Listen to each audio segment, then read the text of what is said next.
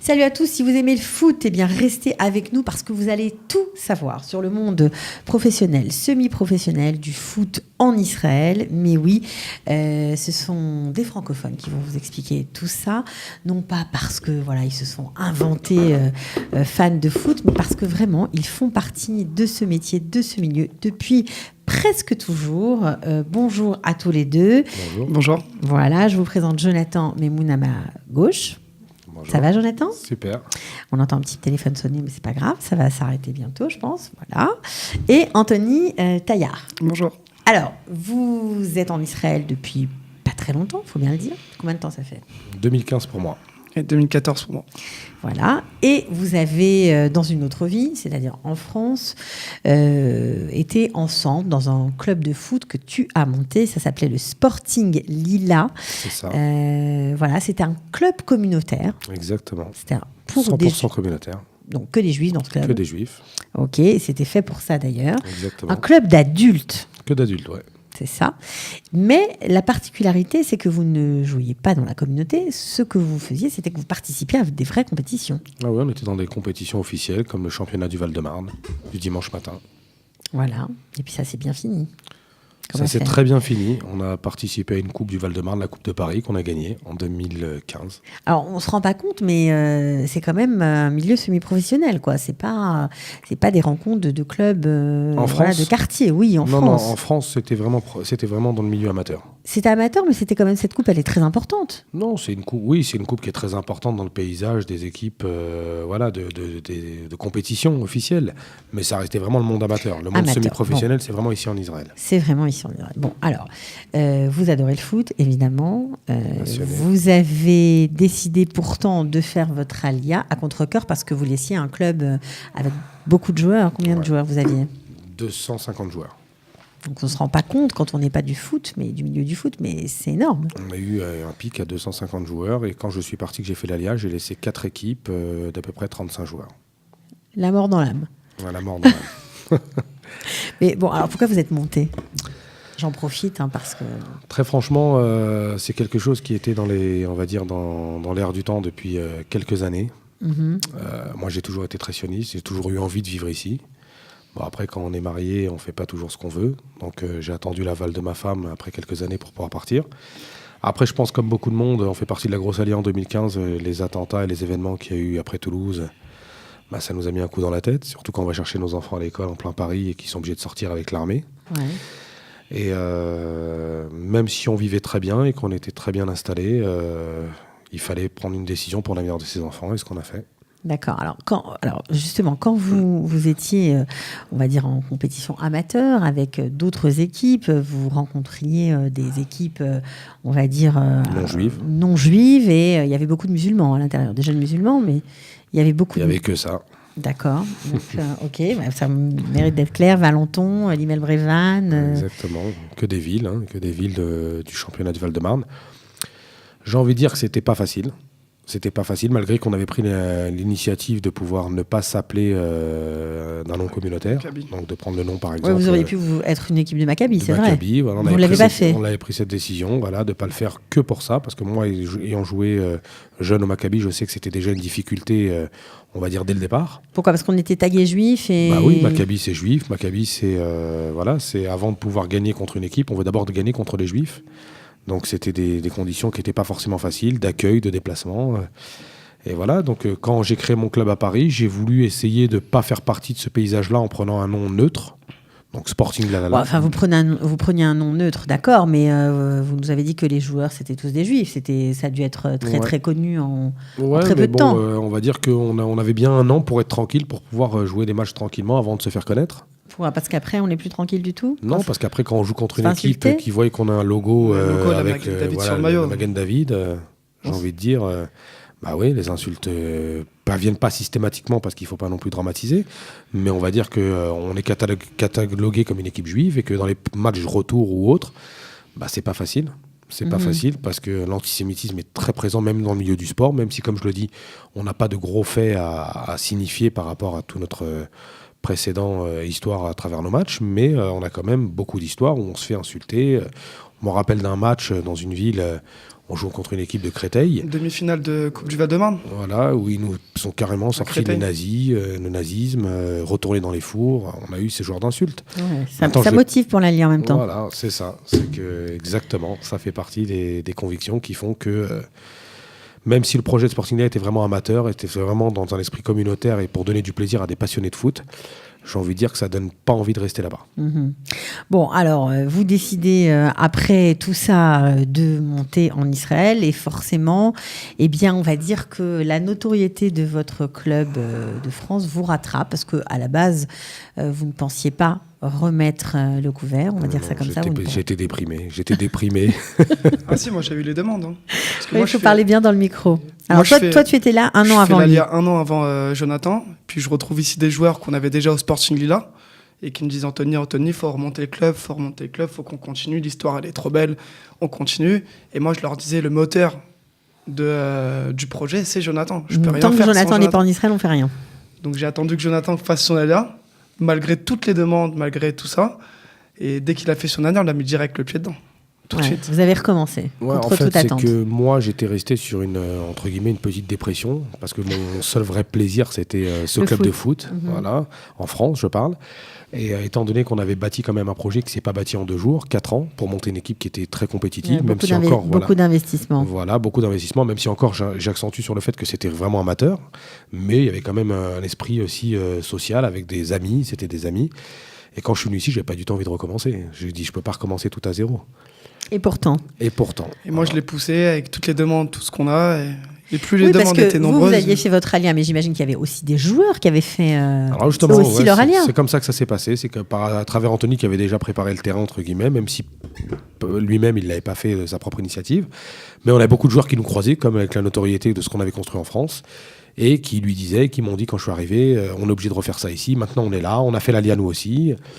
Et j'ai envie de dire que par la force des choses, même si j'étais pas bien dans ma tête de le refaire tout de suite, parce que comme je le dis, c'était vraiment important d'insister là-dessus, j'étais déprimé, je n'ai pas honte de le dire, j'étais déprimé. Ça va mieux apparemment. Ça va beaucoup mieux grâce à Dieu. Mais on va dire qu'au premier entraînement, lorsqu'on a fait la journée de détection pour voir un petit peu le potentiel, même si j'étais j'appréhendais beaucoup, on avait 90 joueurs au premier entraînement. Plus que ça. À peu près 90 joueurs dans un. Alors vous êtes combien aujourd'hui avec le IR ? Parce qu'il y a 2 clubs. Il y a le Sporting Club Tel Aviv qui a été créé en 2015 et puis il y a le tout nouveau, le bébé, le Sporting Club Natanien. C'est ça. Alors combien vous êtes ? Alors, Sporting Tel Aviv aujourd'hui, on va dire qu'en termes de nombre de joueurs, on peut être autant qu'on veut.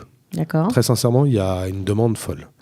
Maintenant, comme je le dis, aujourd'hui dans le championnat israélien, c'est pas les mêmes règles qu'en France. Un club ne peut inscrire qu'une équipe dans le championnat israélien. Alors là, parce que là, vous nous embrouillez un petit peu. Vous nous avez dit qu'en France, c'était complètement amateur. Alors, est-ce que ici, vous avez sauté une marche ? Exactement. Et est-ce que les ambitions et les objectifs sont complètement différents ? Elles n'ont rien à voir. Alors pourquoi ? Ils sont complètement opposés. Ça veut dire quoi ? Ça veut dire qu'aujourd'hui, on est dans le monde, même si on démarre dans la division la plus basse en Israël, qui s'appelle la Liga Gimel, qui est la 5e division israélienne. Donc, que ça soit pour le Sporting Tel Aviv comme le Sporting Natanien. Ça veut dire quoi ? N'importe qui peut s'inscrire en 5e division ? À partir du moment où il a un vrai projet financier, qu'il a les reins solides pour pouvoir trouver les contacts qu'il faut dans les stades, etc., oui. D'accord. Oui, mais c'est pas le même enjeu qu'une création de club en France. Alors, quel est l'enjeu ici ? L'enjeu, il est financier au départ. On vous demande beaucoup de paperasse administrative avec beaucoup de budget. D'accord. On vous demande d'être structuré comme une équipe professionnelle avec un avocat, avec un expert comptable qui doit vous monter tout un projet, tout un business plan. Il y a une étude qui est faite à la fédération israélienne. En général, c'est accepté. Mais il y a tout un suivi imposé au niveau financier, comme je le dis, pour le prix des terrains, pour pouvoir se faire accepter dans le paysage israélien, qui n'est pas facile et fait pareil en France. Mais qu'est-ce que ça peut vous ouvrir comme possibilité de créer une équipe qui rentre en 5e division ? Avant tout, c'est la passion. Non, avant tout, c'est la passion. Bon. Avant tout, on ne va pas dire qu'on cherchait autre chose. Déjà, c'était de reprendre le plaisir qu'on avait en France. Mais oui, ce qui est très important de signaler, c'est qu'aujourd'hui, on peut ambitionner de voir très très haut dans le championnat israélien. C'est pour ça qu'on se considère semi-professionnel dès la 5e division, parce qu'on a des impositions qui sont pareilles que des clubs de la 3e, 4e ou 2e division, et que si jamais on arrive à gagner 4 fois le championnat d'affilée, on a gagné à peu près 10 ans sur la France, c'est-à-dire qu'on peut se retrouver en Ligue Atal, en première division israélienne. Donc si vous gagnez, je répète, parce que ça paraît complètement fou, si vous êtes une équipe, une équipe que vous venez de créer, vous avez les critères financiers, etc., 5e division, vous gagnez 4 années de suite le championnat. Il faut les gagner, hein. Oui, d'accord, mais apparemment, vous avez l'air... On a failli le gagner cette année. Si on n'a pas eu de problème, si on a eu un problème extra-sportif cette année, on a failli le gagner cette année. Donc, si vous gagnez, donc, ça veut dire qu'il va falloir attendre encore. Alors, si vous gagnez 4 ans de suite ce championnat, vous rentrez en quoi? En première division israélienne? Première division israélienne. Ça veut dire que vous pouvez jouer des matchs internationaux ensuite? Ça veut dire qu'on peut rêver, au bout de la 5e année, on parle sur le papier bien sûr, mais on peut rêver de jouer la Ligue des Champions. De jouer le Real Madrid, de jouer le PSG. Non, mais c'est possible. C'est Israël. C'est magnifique. Incroyable. Pour un joueur aujourd'hui, c'est vraiment un conte de fées, c'est un rêve qui peut être touché du bout des doigts. Donc, tout ça faisant, ça vous a motivé à fond. Alors, il faut quand même préciser qu'aujourd'hui, vous êtes tous les deux bénévoles. Exactement. Vous faites ça en plus de votre activité professionnelle. Exactement. Voilà. D'accord, comme vous continuez à travailler avec la France, c'est ça? Exactement. Alors, quel coup de pouce on peut vous donner? De quoi vous avez besoin aujourd'hui? Où vous en êtes? Comment ça s'organise? Parce que je comprends bien que c'est un objectif très important pour vous. Et ce serait incroyable. Et ce n'est pas que des francophones en plus, les joueurs. Alors, on a une chance extraordinaire, c'est qu'on a démarré le projet avec... j'ai démarré ce projet-là à l'initial avec des joueurs professionnels du paysage israélien très connus, comme Alain Massoudi, qui joue la Ligue des Champions ici en Israël. Qui est en photo derrière nous. Qui est en photo derrière, comme Jonathan Assous, qui est un ami intime avec que j'ai accompagné dans le début de sa carrière, qui a joué en France, qui a joué après ici en Israël. Et donc, on a eu une chance extraordinaire, entre guillemets, et en même temps une malchance sportive, c'est qu'on s'est fait médiatiser très très vite ici en Israël. On était l'équipe de Jonathan Assous et d'Alain Massoudi. Donc, on a eu Sport Hamesh, qui est ici un petit peu l'équivalent de l'équipe TV. On a eu Yediot Aharonot. On a eu 24 News qui nous a fait un reportage, qui nous fait un reportage chez nous aussi. On a à peu près 2 articles par semaine de la presse israélienne au niveau local et national. Donc, on est très très très médiatisé et suivi. Ce qui fait qu'aujourd'hui, on a un projet qui prend beaucoup plus d'ampleur qu'on l'aurait cru dès le départ. On n'aurait jamais demandé tout ça à l'initial, mais on est en train de rêver, on est dans un conte de fées, on a l'impression, moi qui étais fan d'un jeu de management qui s'appelait Football Manager, je joue plus, je suis en réel aujourd'hui. Donc c'est incroyable, on se prend au jeu, parce qu'en plus de cela, on a amené un projet à l'européenne en Israël, donc c'est quelque chose de nouveau ici qui plaît beaucoup. Beaucoup. Donc le joueur local israélien... Qu'est-ce que vous amenez par rapport aux autres vous allez me dire la French Touch. Ok, mais c'est quoi la French Touch? La culture française, déjà, c'est la rigueur déjà dans le travail. À l'entraînement, ici, un Israélien, il finit son entraînement, il s'en va. Ici, un Français, il peut rester 2-3 heures de plus à s'entraîner et continuer à progresser. Ici, en Israël, ils n'ont pas cette mentalité-là. C'est vraiment cette culture d'aller au bout. Ici, on a un projet d'être en Liga Gimel, d'aller en Liga Tal. On va dire ça en israélien. Liga Tal, pour ceux qui ne savent pas, tout le monde n'est pas fan de football. C'est la première division israélienne. Ok, d'accord. Ici, on va parler de ce projet en israélien, il va nourrir entre guillemets au nez. Nous, on a cette ambition vraiment d'aller au bout. Non, vous allez y arriver, ma parole. Amen. Merci, c'est tout ce qu'on nous souhaite. Mais ce qu'on amène surtout, c'est qu'on a cet esprit chaleur que ne connaissent pas les Israéliens. On a cet esprit de qualité d'entraînement qu'ils ne connaissent pas aussi, même s'il y a du très bon football en Israël. Et donc, aujourd'hui, on va dire qu'on a été très apprécié à travers même le paysage israélien. Les joueurs, par exemple, de tout le canton, de toute la zone où on habite sur Natania, ils frappent à la porte comme si on est le PSG. C'est vrai. On va se le cacher. C'est comme ça que ça se passe. Ah ouais, c'est comme ça. Alors, ce qui est quand même important de préciser, c'est que ça coûte de l'argent, tout ça. Exactement. Ça coûte beaucoup d'argent. Alors, c'est là où on va parler de coup de pouce, justement. Voilà. C'est que lorsqu'on a démarré le projet s'est fait de manière, on va dire, très simple, avec des joueurs qui eux-mêmes payaient leurs cotisations. Donc, c'était complètement différent de ce qui se passe aujourd'hui. C'est-à-dire qu'on avait quand même un besoin financier important parce qu'aujourd'hui, tout coûte cher en Israël. Un coût d'un terrain, par exemple, un entraînement, ça coûte 300 shekels par entraînement. Il y en a 2 par semaine. Donc, si vous calculez au mois, ça fait 2400 shekels.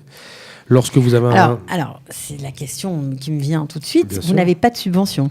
Alors, justement, non. Dans les 3 premières années de la création d'une Amouta, donc d'une association d'un club de foot israélien, vous êtes obligé d'attendre ce qu'on appelle, entre guillemets, le bilan, donc le Niul Takin, qui intervient uniquement à la fin de la 3e année. Donc les 3 premières années, il n'y a aucune aide. Donc on veut vérifier que vous êtes de bons gestionnaires. Exactement. Tout à fait. Mais pendant ce temps, aïe. Exactement, il faut parce tout que financer. Dès la première année, ça coûtait déjà 35 à 40 000 euros.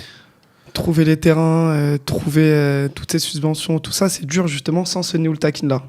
D'accord, donc pour l'instant, il n'y a pas d'aide, ça repose sur vous. Alors, on a eu la chance, par contre... Des sponsors, peut-être. Voilà, c'est important de signifier, on n'a pas eu d'aide au niveau de la mairie, au niveau de la fédération ou d'autres, comme l'ont reçu d'autres aujourd'hui.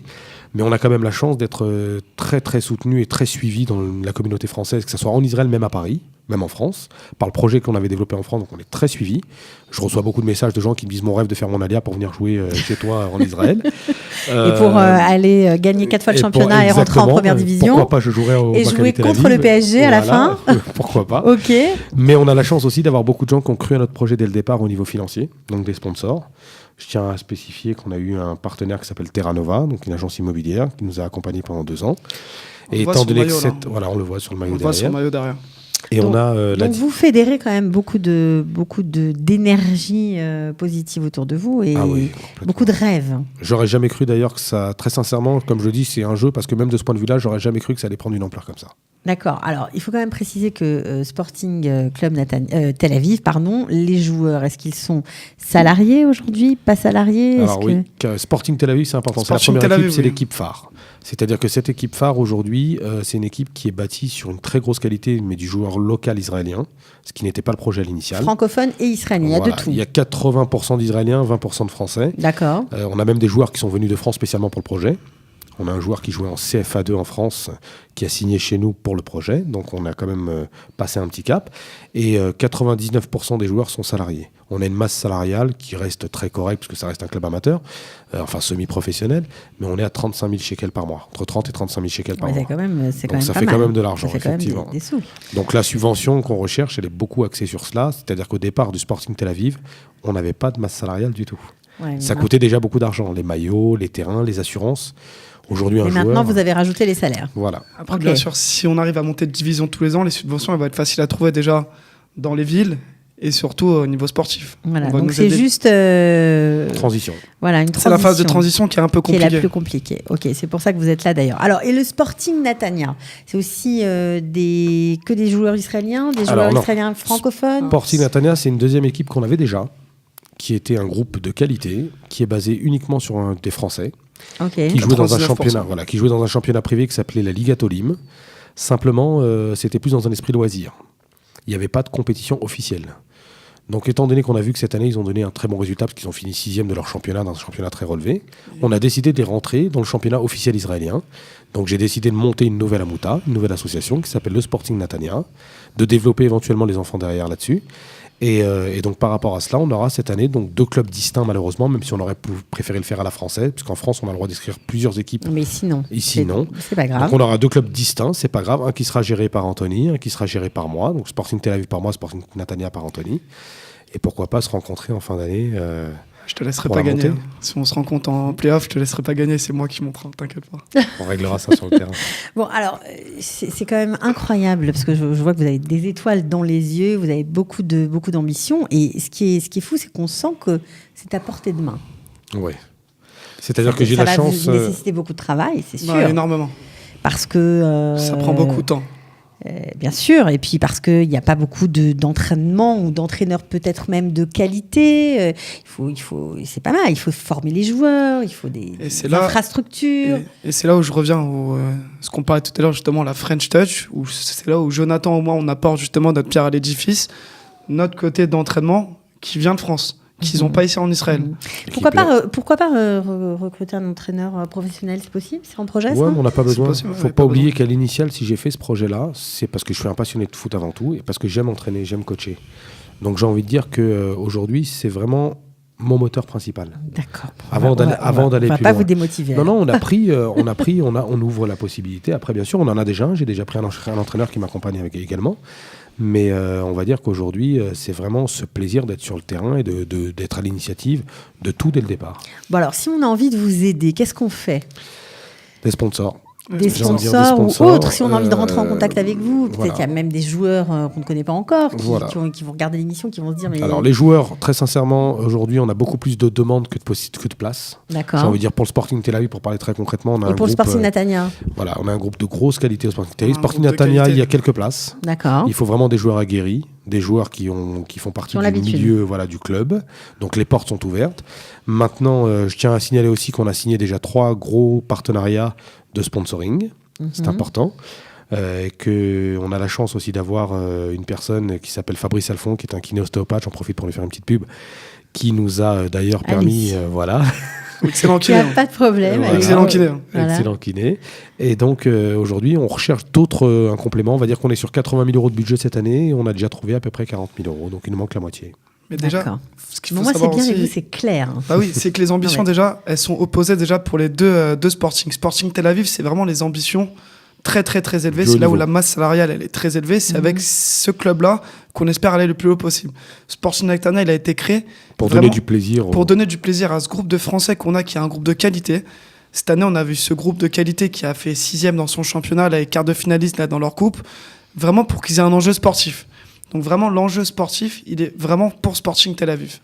Ok, d'accord. Mais on ne sait pas. Peut-être que vous allez être surpris par le Sporting Après, Netanya. Si on peut être surpris par Sporting Netanya, tout est possible dans le football. Hein. En tout cas, vous nous avez un petit peu éclairé sur ce monde qui, pour moi, je dois bien vous l'avouer, est un petit peu abscon. Mais ça a l'air passionnant et surtout cette possibilité qui vous est offerte. Pourquoi pas de rentrer chez les vrais pros, en première division israélienne. Vous n'y êtes pas encore. Exactement. Mais on vous le souhaite. On voulait vraiment vous donner un coup de pouce parce que, comme quoi, avec de la passion, avec du courage, on peut arriver ici, alors qu'on ne parle pas la langue. Alors, c'est ça, parce que vous ne parliez pas la langue. Tout à fait. On ne connaissait rien de tout ça. Bah, ça nous a beaucoup aidé, ça nous a intégré à parler la langue aussi, le football. Et j'ai envie de dire, ça aide beaucoup de joueurs aussi. Moi, j'avais beaucoup de joueurs qui ont intégré le club, qui comptaient rentrer en France. Et le fait d'avoir trouvé une vie sociale en dehors de leur travail ou de leur étude, avec des Français, de connaître du monde, j'en connaissais qui étaient isolés, et qui aujourd'hui sont restés en Israël par rapport à notre club. Et oui, et puis en plus, ils ont pu parler en hébreu avec d'autres, améliorer, changer de leur niveau. Il faut savoir que Sporting Tel Aviv, Sporting Netanya, c'est très important. Comme Sporting là, c'est une famille, avant tout. C'est-à-dire qu'on ne va pas recruter forcément un bon joueur. Une personne qui pourra amener une note négative au club, on ne la prendra pas. Donc les joueurs du club aujourd'hui sont tous des amis, on se voit en dehors. Il faut être bon et sympa. Voilà, c'est ça. Ça fait beaucoup. Et aussi, ça nous aide beaucoup sur le terrain. Pourquoi ? Parce qu'au fur et à mesure du temps, tous les joueurs deviennent des amis et ça nous donne envie sur le terrain de se battre pour son coéquipier. Et c'est ça aussi la French Touch. C'est que moi, en tant que coéquipier, je vais me battre sur le terrain pour mon coéquipier. C'est ça qui fait que cette année, on a eu des gros résultats. C'est qu'on a une famille. Pas comme ça. Oui, je crois qu'ils étaient super... je sais pas, on parle toujours du Chesed à l'israélienne, non ? C'est pas comme ça sur le terrain ? Dans le sport, c'est pas pareil. Dans le sport, c'est pas pareil. On a eu une vidéo l'année dernière qui a été vue par plus de 800 000 personnes dans le pays. Malheureusement. Parce que malheureusement, on a joué dans un championnat très compliqué où il y avait 7 équipes arabes. Donc sur des endroits où c'était pas forcément simple d'aller. On était escortés militairement ou avec la police. On a été joué à Djel Juliak, Kfar Barak, Kfar Kassam, dans des villes vraiment importantes. En plus, vous avez une petite expérience sur ce thème, voilà, on va dire, par rapport à ce que vous avez fait auparavant. Exact. Donc ça vous fait pas peur ? Franchement, très sincèrement, peur n'est pas le mot, mais on va dire que c'était pas le plaisir principal de refaire ce qu'on a fait ici, alors qu'on l'a quitté pour ça à Paris. Maintenant, on aime trop le foot. On savait qu'il fallait le faire. Et d'ailleurs, je tiens à le dire, c'est très important de le signaler, qu'on m'a beaucoup freiné. Ne le fais pas, Jonathan, c'est très dangereux. C'est vraiment des kfars très, très dangereux. Et ça s'est très bien passé. On a eu malheureusement qu'une seule petite anecdote difficile. C'est contre une ville, une ville Ranana, où on joue le match de la montée, et ça s'est mal passé. Bon, c'est une vidéo qui a été très suivie. On va en parler. Nous, ça nous intéresse pas. Nous, on parle des trucs qui se passent bien, et on espère. Ça s'est très bien passé avec toutes les équipes arabes toute la saison. On a été très bien accueillis sur le terrain. Il n'y avait pas d'animosité, il n'y avait rien du tout, et ça s'est vraiment très bien passé avec les équipes arabes. Et si on parle du positif, on va dire qu'on s'est très bien intégré dans le paysage israélien. Au sein de la fédération, au sein des équipes israéliennes. Moi, je suis épatée, je dis franchement. Voilà. Ça n'a pas été facile, très sincèrement. Ça a été tout l'inverse au départ. On nous a fermé toutes les portes. On ne voulait pas nous écouter, on devenait des concurrents. Et quand on a réussi à imposer notre façon de dire « on sera là et vous ferez avec nous », même si vous n'y avez pas voulu de nous, on a réussi à pousser toutes les portes. Donc quand on parlait de coup de pouce, il y a un coup de pouce très important qui me tient énormément à cœur. Je pense que ça va intéresser beaucoup de monde aussi. J'ai aujourd'hui à peu près 300 demandes de familles différentes sur Netanya et dans la zone autour de Netanya sur des enfants qui souhaiteraient jouer au football ici en Israël sous l'égide de mon club, donc d'un football à la française, que je rêve de développer, que je suis disponible pour développer. Il a plein de projets. Voilà, mais on n'a pas malheureusement aujourd'hui. Non, ça c'est pas l'argent, ça c'est les terrains en mairie. Donc toutes les personnes qui ont des contacts qui pourraient nous aider, ils seront les bienvenus. Bon, ça sera aussi développer le football israélien aussi, parce que c'est ça qui manque aussi au niveau national. Et oui, parce qu'on n'a pas de centre de formation ici. Voilà, on dit que faut bien le dire la vérité, que les footballeurs israéliens sont un peu nuls. Non, ils ont la qualité, c'est pas vrai. Alors bon, je schématise, d'accord. Donc ils ont le potentiel, ils ont la qualité. Ce qui manque, c'est quoi ? C'est la formation. Les centres d'entraînement. C'est la formation, c'est vraiment Clairefontaine qui manque, c'est ça ? Exactement. Si vous prenez aujourd'hui, vous qui connaissez pas bien le football, je vais le dire pour ceux qui le connaissent, si vous prenez un Israélien un type jeune ici, il n'est pas moins fort qu'un Français ou qu'un Européen ou que même un Sud-Américain. Le potentiel est là en Israël. Le gros problème qu'il y a, on ne va pas aujourd'hui tirer sur Israël, c'est 70 ans, c'est un pays qui a fait déjà beaucoup de choses, mais on va dire que les infrastructures, les centres de formation, les entraîneurs d'expérience et de renommée, il n'y en a pas, donc ça ne suit pas derrière. Donc c'est le problème du pays. Bon, on espère que petit à petit les choses vont changer, se mettre en place. En tout cas, je vous souhaite bonne chance. Merci beaucoup. C'est quand le prochain match ? La saison recommence au mois de septembre. Mi-septembre. Coupe d'Israël, 15 septembre. D'accord, vous y serez évidemment. Sporting Tel Aviv, Sporting Netanya. Sporting Tel Aviv d'un côté, Sporting Netanya de l'autre. Ah, vous allez vous affronter en plus ? Non, c'est pas sûr. C'est pas sûr. Comme je l'ai dit tout à l'heure, ça va être compliqué. En tout cas, on vous souhaite vraiment bon courage. On peut taguer la page Facebook sportingtelaviv.com. On peut vous écrire en privé si, pourquoi pas, on ne sait pas. Il y a des gens qui vont écouter l'émission et qui vont avoir envie de vous aider. C'est tout ce qu'on vous souhaite. Beatzlacha, bravo. Merci beaucoup. Et continuez de nous faire rêver alors. Pourquoi si Dieu veut, on en reparlera dans 10 ans, on sera contre le PSG. Et ben voilà. À bientôt. À bientôt. Ciao.